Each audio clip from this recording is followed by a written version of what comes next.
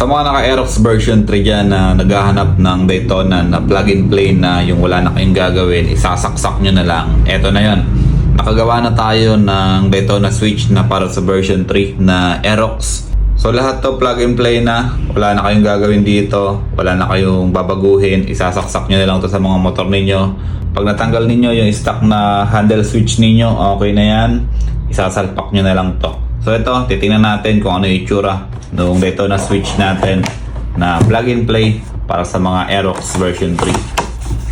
Okay, ito yung pang kaliwa, and then ito naman yung pang kanan.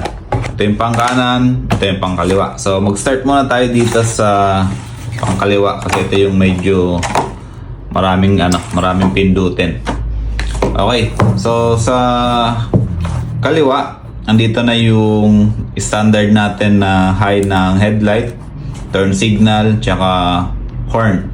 And then dito yung additional button natin dito. Ito naman yung designated para dun sa MDL natin kung meron kayong MDL. And ito naman yung para sa passing. Okay, so sa appearance nya, same naman to dun sa ibang motor na ginagawa natin.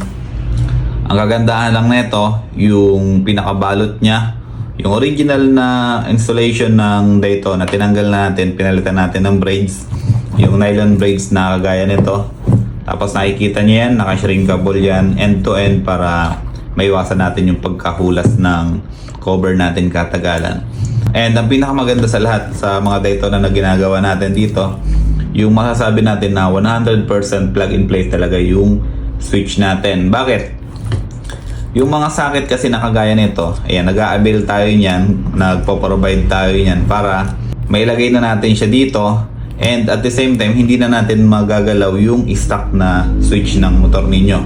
Kagaya nito, standard size ng socket ng Yamaha Aerox version 3. Hindi man siya kakulay pero meron naman tayong mga instruction diyan. Meron tayong mga label diyan para hindi kayo malito kung saan ninyo isasaksak yung mga socket na to, okay? So ayan, 100% plug and play kasi standard yung size nitong mga socket natin. Okay, ito, para saan ba tong socket na to?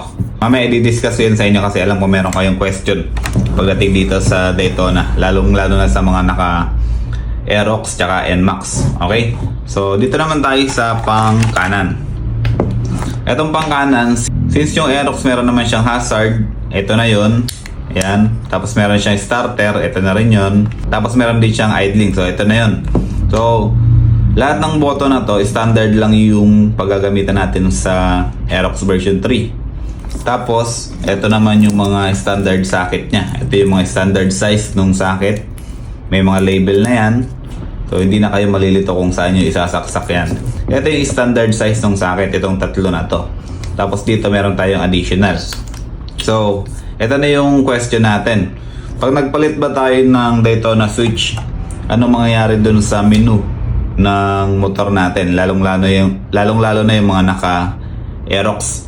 Okay. So ang magiging menu ng Aerox version 3, originally dun sa stock na switch ng Aerox version 3, yung nandito yung menu nila, di ba? Pero this time ito ay magiging passing na ng Oxlite or ng MDL. So dito sa Daytona, ang magiging menu ay ito. Itong starter button na to, ang function nito kasi sa Daytona ay 2-in-1. So pwede siyang starter, at the same time pwede siyang menu. So ang magiging menu natin ay ito. Ito siya, tapos ito. Since ito na yung magiging menu natin, ang mangyayari niyan, yung wire natin na to, tsaka yung wire na to, itong isa na to, pagdudugtungin natin yan. So mangyayari sa Daytona switch natin, ganito. Ito, magkarugtong na yan.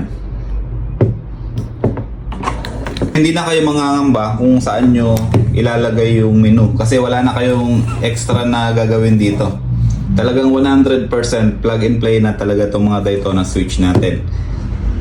Yun yung kagandahan itong mga ginagawa natin kasi ayaw na natin maging abala dun sa mga nagkakabit or mga nagdi-DIY, lalong-lalo na yung mga malalayo na umu-order sa atin.